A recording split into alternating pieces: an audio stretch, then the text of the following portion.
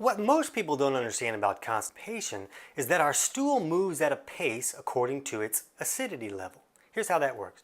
When we eat food, our stomach makes hydrochloric acid, or HCl, and this is meant to help us break down our food. Once this food is acidified properly, it will leave the stomach and go into the duodenum, which is the first 10 inches of the small intestine.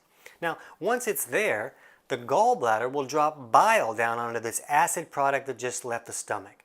Now, bile, which is stored in our gallbladder, it's made by our liver, it's very alkaline. So when it drops down on this acid product, it neutralizes those acids. And the opposite pHs hitting each other creates a sizzle. Well, this sizzle is what we're living off of. This is the magic of digestion. It helps us break all the food apart and pull all the nutrients out. So it's kind of a big deal. You gotta have the acidic part and you gotta have the alkaline part.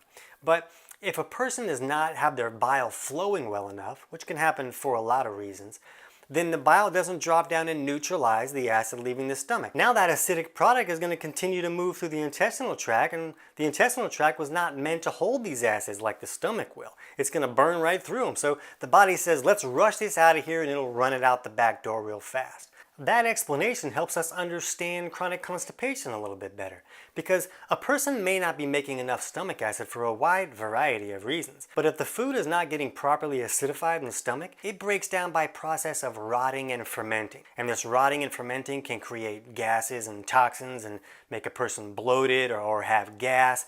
And when it leaves the stomach eventually, which may take much longer, it's still in a more alkaline state. And in this alkaline state, it will move through the intestinal tract a lot slower so that it has more time to continue processing and breaking down by rotting and fermenting, so that the body can just try to get some of the nutrients in that food. Without the food breaking down, we can't get all the good stuff. So this is really important that it moves slower.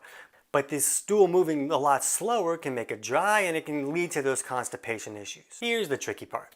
A person needs minerals to be able to make HCl in the stomach, and if they're not making enough HCl, they can't break their food down well enough to pull all the minerals out of their food. Well, how are they going to get any minerals? So you can see how a person can get stuck in this, why isn't my digestion working, for years or even decades.